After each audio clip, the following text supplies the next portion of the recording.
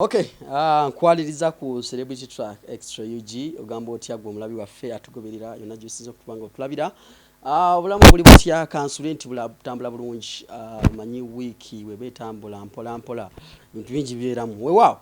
On this edition, nkomyewo ku bantu bange nagamba nti abaana bali mu diaspora, bali mu America, bali mu UK, bali mu Dubai, bali wa nja kubamba leetera ebifa ku bulamu bw'abaana bali mu nsi ezo n'ebyo wawanga ebice bitambula nabo balina obulamu bwe tubeeramu nga buno bwaffe weewaawo baawo okunyigiriza okwenjo naye nga nabo balivinga life ngaffe gye tubeeramu.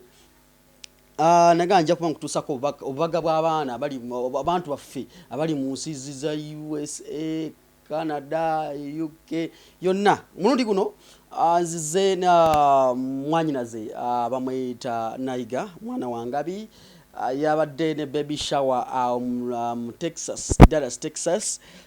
Kyatambudde bulungi era okutwalira awamu ku mulundi guno era bw'otuulira ku family y'abantu abasinga bawangira mu Dallas, Texas.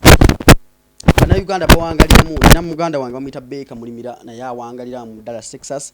Era ku mulundi guno twadde ne baby shower. Baby shower yatambudde bulungi.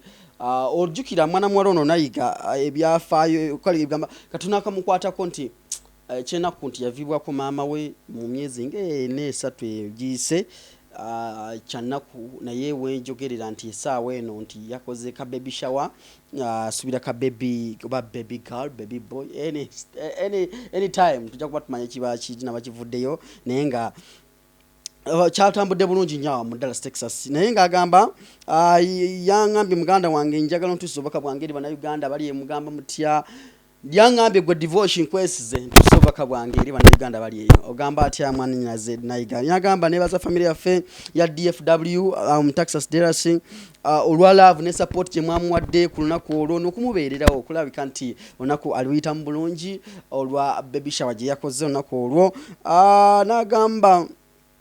Nagamba nti yebaza mikwano gye tiimu yonna yabadde okunaku olwo neyebaza tiimu Nayiga abasobodde okubeerawo neyebaza tiimu Nayiga abasobodde okubeera kunaku olwo kwegamba nti mwamuwadde essanyu nga bolinga ku screen yawo mwamuwadde essanyu mwamuwadde okwekiririzaamu kwegamba nti family yabaddewo ku lulwe so eno channel yokako ojja okuba ng'ofuna amawulire agakwata bakyali bafa abaira mu diaspora abaira mu America eyo Texas, Dallas abali mu Boston, Massachusetts mwena abawangalira omu naye nga ngenda kubanga nkola katono nnyo ku byabaddeyo then nkomewo nkutegeeza naye nkutegeeza nti muganda wange tiweerabira endongo semadongo ne Joe Stadium Dallas, Texas ngeretero banaffe ababeka events bageba kutuzaako Joe Stadium byonna ngenda bambi kuleeta mu part 2 soke tulabe ekintu ekyatambudde awo mu ku baby shower ya mwana mwala Nayiga mbankoma katono.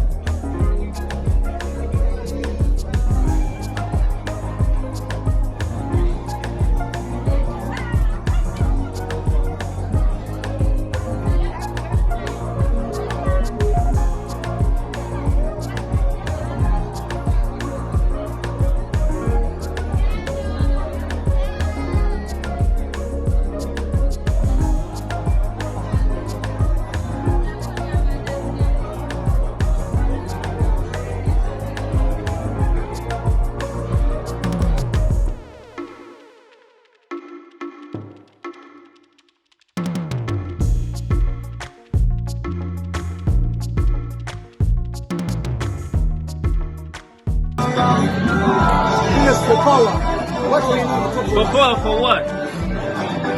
Huh? Power yaji. Power ya buli kimu kyonna. Ngaki? Ebikolebwa.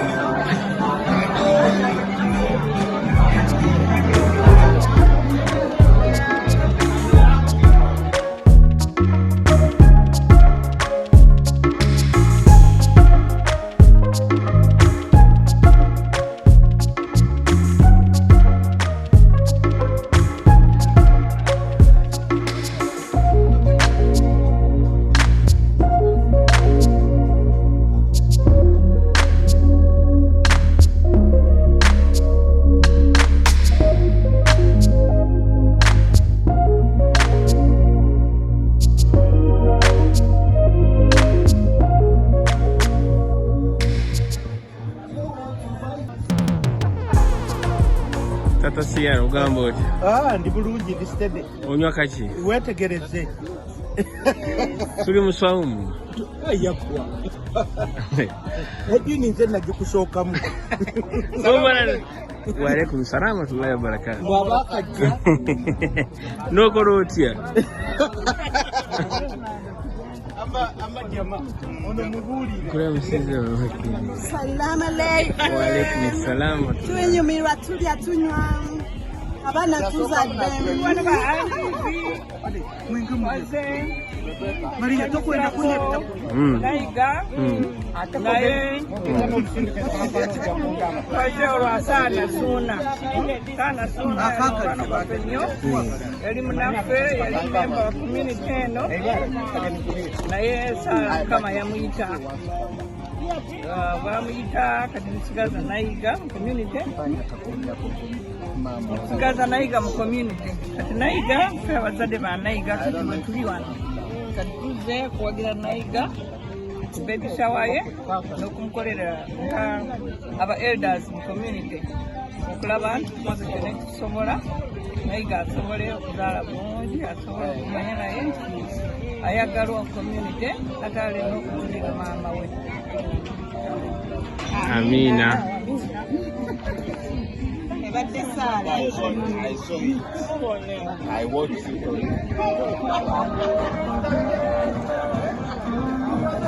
Kale awe bityo bwe byatambudde ebya mwana muwala Nayiga baby shower bwe byatambudde nagamba nti gwe mu Uganda ali eyo enamba yange bira wansaawo oyina akabaga kawakoze oyina konna ba baby shower owa birthday oba ki nkonako bukonyo nsindikire ngonga mpezipeze bifaananyi tujja kuba tuyisaamu tulage bana Uganda nti naffe abali ebweru wa Uganda tuli mu bulamu bulungi. I'm in my home studio studio yange ya waka. This is our award ya YouTube channel twagifuna twayiza abantu 10,000 iyo tugirina weewaawo tunga tuvuddeyo eyo Beka events bakutegeeza nti bakuleetedde endongo semadongo omuli Jostede Jostede Jostede agenda kubeera mu Texas Dallas ng'ennaku z'omwezi agenda beera ng'ennaku z'omwezi 2 August wenjogera essaawa zino Jostede ali mu America nekimanya agenda kubanga addayo ennaku z'omwezi August after party ejja kubeerawo ko DJ PM ne DJ Shady kwolwo kuyingira kujja kubeera $3 ne $5 VIP table $10 okubanga oyingira bulungi nnyo. Tujja kubeera ku 428W Bedford Ules Road Hurst Texas ndowooza ino direction mugenda okubanga mukola Texas oba TX 76053 okuyingira DJ PM ne DJ Shemi bagenda bakuba omuziki nnyo nga Jostede amaze okuyimba Shemi ne DJ PM bagenda bakuba omuziki awo tuliza Jostede ajja kuba ayingira waawo ng'ennaku z'omwezi 2 tukuba omuziki paka kesho alabo amalo kutuyimbira bwati DJ Shemi ne DJ PM bajja kuba batukuba omuziki obinyo. For reservations contacting enamba eno +469 35 31 974 ojja kuba obafuna ebisinga powered by Najemba Foundation. Nyingira okutumirako omukyala wa Beka Mulimira omukyala Najemba